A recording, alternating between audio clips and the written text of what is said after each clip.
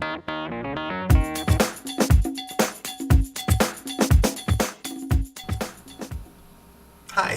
my name is Bobby Erickson.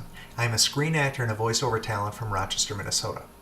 Now, the reason that I'm making this video tonight is because I want to share an article that was given to us by Wade Bradford. Now, who is Wade Bradford?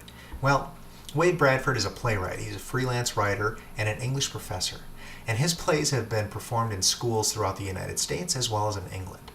Now, his article is dealing with cold reading. So, what is cold reading? Well, cold reading is explained like this. Imagine if you go into an audition and the casting director hands you a script, and after, let's say, a minute or two, the expectation is that you're going to perform that script, the character, dialogue, monologue, whatever it may be, to the casting director or panel perfectly, brilliantly, bringing your flair to that character. That's cold reading. Now, it may seem a little bit scary.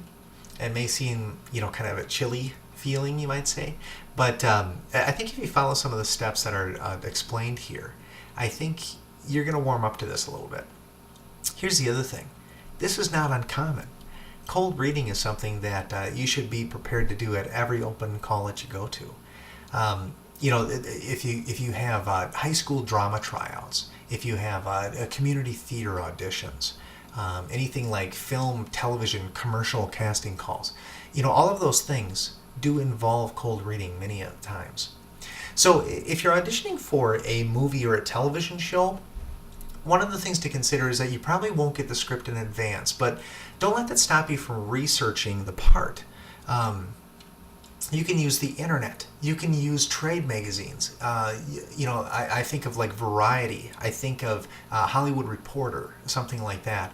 That can give you a little bit more of the storyline, give you a little bit more of the plot as to what this project's all about.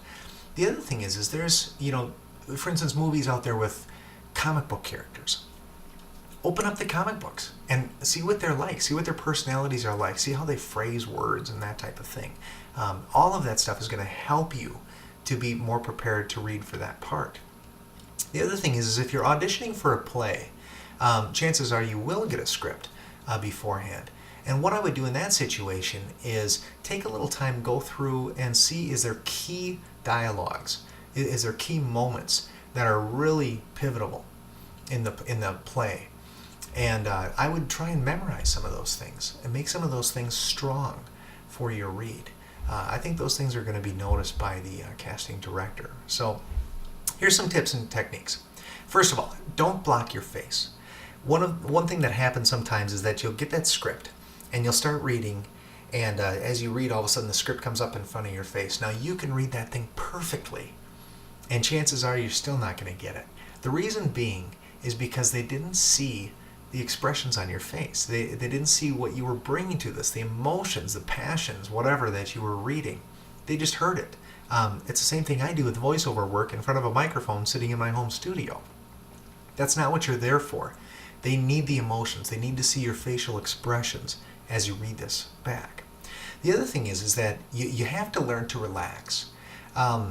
There are several techniques that you can use for relaxation. I mean, even yoga and all those things. You know about all those things, but there are quick things too, quick breathing techniques. If you're a person of faith, you may want to say a prayer. Whatever it is that relaxes you and puts you in that moment so that you can bring that character to life. Start using those things. The other thing would be practice reading out loud. This is something that I think we have the opportunity to do this much more than we think. There's opportunities to read storybooks to children. We have friends all around us, right? There's different people that could sit and just listen to us, read a magazine to them. Get that feedback from those people. It's invaluable. Understanding your quirks, your little things that you need to kind of fix to make yourself a smoother orator, a smoother presenter, are all great things. Read poetry to loved ones. The other thing, if you are a person of faith, you may want to try reading the Bible out loud. Now, here's the key. Not only read one version of the Bible, but read different versions of the Bible. You may read an NIV this week. You may read a KJV, next week. You may read an amplified version the week after, or whatever. There's so many different versions of the Bible out there, and each one of them offers different phrasing. Each one of them offers a different enunciation as you go through it, the way that words are put together, that type of thing. All of those things can improve how clear you are when you read, and how smooth it seems that you're reading parts back to these casting directors. Now, the other thing I want to mention is movement. There are several people that go in and they just stand still. They're just right there, and all they do is read, and then they look up and say, "How was it?" If you felt, led to move while you're doing the read, move. If you're standing up and you feel like you need to kind of pace a little bit as you're reading something, do that. If you're in a chair and you feel the urge to stand up because you think that's what the character would do in the role, do it. Those are things that bring out the passion, that bring out the personality of the character, and those are some of the things that the casting directors are looking for.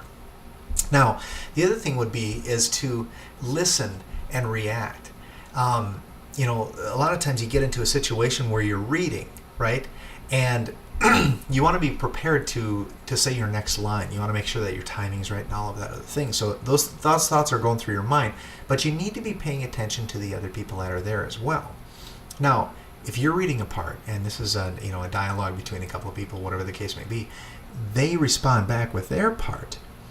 You need to show your facial emotions. You need to show your reaction to what they're saying.